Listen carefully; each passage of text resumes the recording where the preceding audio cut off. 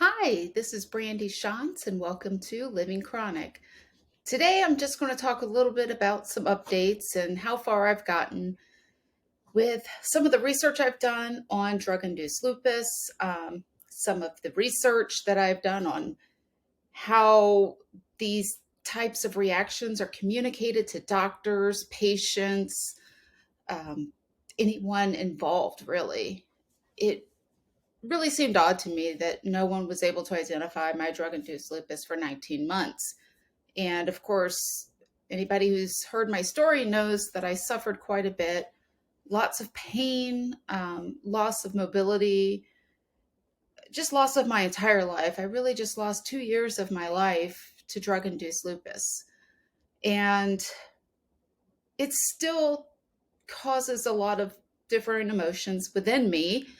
I'm sure that's quite common. As a matter of fact, yesterday I had the privilege of meeting a woman who works at the Crohn's and Colitis Foundation, and she had a very similar reaction to me, my own. And hers was on Remicade, though. I was taking Humira, and we definitely had a bonding experience. And I can't tell you what kind of feeling you get when you've gone through something like this that's so traumatic and you just feel so alone. And sometimes, to be honest, I felt crazy. Like, well, if the doctors can't figure out what this is this all in my head somehow? I even had one doctor suggest that it probably was, which is insane. If I could make my body do exactly what my mind wants it to, I'd be competing in Ironman Chattanooga this year.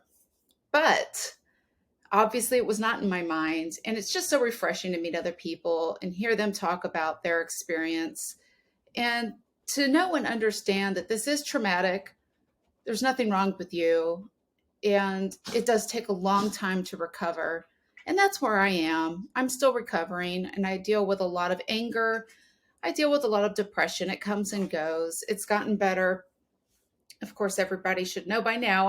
Again, something else I like to talk about because I think it makes it easier to really share and for other people to feel that they're okay for feeling a certain way or taking a certain treatment path that you might not have. So I'm on Wellbutrin. The Wellbutrin has helped, though of course I'm nervous. I'm constantly checking warning labels on every drug imaginable. And Wellbutrin does have drug-induced lupus as a side effect. I'm trying to do as much research as I can to find all of the drugs with this because it's just frightening to me after going through this experience. But still on it, it's helpful. I have had some really down times, and I'm doing my best to focus on doing what's right and what's positive to make things better because I know that just being angry is only going to make my depression worse and it's just not going to get me out of this situation. My ultimate goal is to ensure that what happened to me never ever happens to another person. So, with that in mind, I have submitted some FOIA requests so I can better understand the drug that I was on, as well as the reaction. I've requested data from the FDA around everything submitted for the approval of Humira. I have also requested information on policies, procedures surrounding the adverse reaction database. If you're not familiar with the adverse reaction database, it is on the FDA's website. I also have a link to it on my own website, livingchronic911.com. So you can go, you can look at that that website, the database, and you could search the medicine you're on. You can search by reaction. It's really not easily read. And I have to say, it's been a very difficult 3 years, not just because of the pain, the suffering, the loss of my life, all of those things, but also because I had to do so much research on my own. Doctors didn't have time for me. This all happened during a pandemic. They had to move on to the next patient. Maybe they just didn't care. I don't know. But a lot of my research was done on my own. So I'm reading NIH articles, other medical journal articles. If you've ever wondered how long it takes somebody who has zero science background to read one of these articles, the answer is forever. It was exhausting. It's still exhausting. I'm still trying to read as much as I can. I've still got files in my computer of just articles that I barely understand, but I'm trying to read through. There's a lot of Googling. There's a lot of research. Everything leads me down a whole nother path because I don't understand it. I always joke, I think the only science class I took in college was exercise science.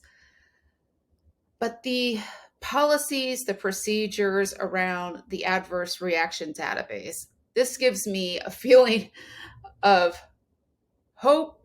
I feel a little bit of a sense of relief knowing that I'm now going to be looking at something I know how to do.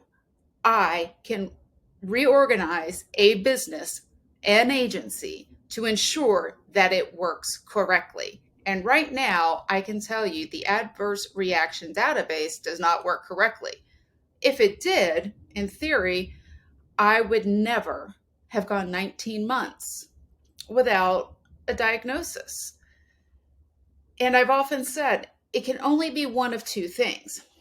Either my doctor was woefully incompetent or uncaring or just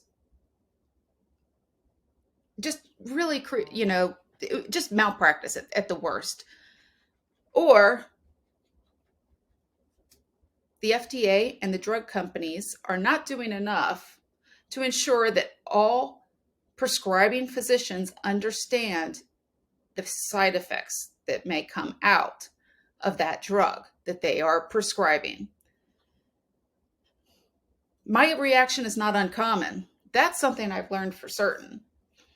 I run into people, it feels like almost daily now, who say, yes, I had the same thing happen to me, or my brother had that happen to him, or maybe a friend, a mother, a father. I even had somebody that was doing a test for me in the hospital say, oh yes, my mother, a doctor, had something similar happen, and it took a year for them to diagnose, and she was a doctor. So it's not uncommon. So feeling really good about finally getting to a piece of something that I know how to do.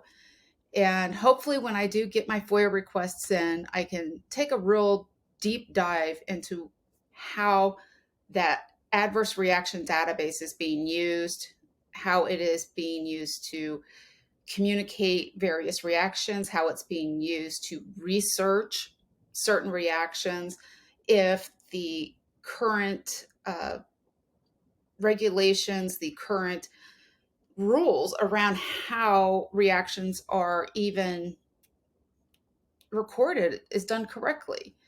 So the adverse reaction database for the overwhelming majority of us is completely voluntary. You don't have to report your reaction to the adverse reaction database. Your doctor does not have to report your reaction to the adverse reaction database. The only entity required is the pharmaceutical company. So obviously that's a problem because they're not the only ones dealing with these types of reactions. To my mind, the doctor should be the very first one to report these. From there, I'm interested in finding out what's the process. What are we doing with these things once you receive them? I did report my reaction. I never heard anything back. Never. I got an automated email. Your submission has been received, and that was it. So obviously there's a lot that can be done here to make this database more efficient and to make it work so that doctors better understand what they are prescribing and what a reaction may or may not look like. It'll also help patients because I had no idea what drug-induced lupus looked like until I had it. And then once I started researching, better understood the kinds of things that can happen to you when you're having these reactions. And just as a reminder, if you are on, especially a TNF blocker like Humira, but really any drug, it's amazing how many of these I've found that have drug induced lupus as a side effect. Know the symptoms to look for: stiff muscles. Now, for me, I had been training for Ironman Chattanooga, and then I most certainly was not, and I couldn't understand why I was having so much difficulty running. I've heard from somebody else that she liked to, you know, exercise 3 to 4 times a week. She would maybe go to a class. And if she went in and did a really difficult, hard workout, she wouldn't be able to do anything for 3, 4, 5 days, which was very similar to what I experienced as well. Just it just looked a little bit different because I explained it in terms of how I was dealing with my training schedule around the Ironman. Rashes. I've heard everybody say the same thing. We had rashes. I had that stereotypical butterfly rash on my cheeks, but I also had sun rash everywhere.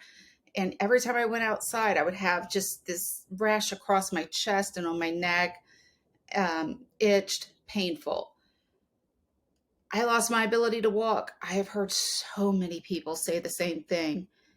I've heard many of us talk about law. Your hands are just in a little ball. You don't know what to do. It's very painful. Your joints are inflamed. You have all of these various issues. So just be sure to keep in mind what are the signs and symptoms of drug-induced lupus. If you're starting to feel any kind of differing emotions, mental distress, first and foremost, go out there and get help, but also try to figure out, is it a part of that medication? That was another one of the symptoms I've had, and I've heard it from quite a few other people. So there's still a long road, but every day it's getting a little bit better. And I'm really looking forward to being able to dive into something that I know. Of course, make no mistake, everything surrounding the approval of Humira will take me unknown amounts of time because science is not my background, so it's difficult, but I'm really looking forward to maybe get to take a good look at how this adverse reaction database is used and how it can be better used to help patients. Because again, nobody should ever have to go through what I did or what so many other people have gone through that I've spoken to since I started this podcast. If you would like to register for the database of people who have suffered from drug-induced lupus, I have that on my website, again, livingchronic911.com. Any help is just so appreciated because I just want to see us get to a place where we could start seeing new policies, new laws, new procedures.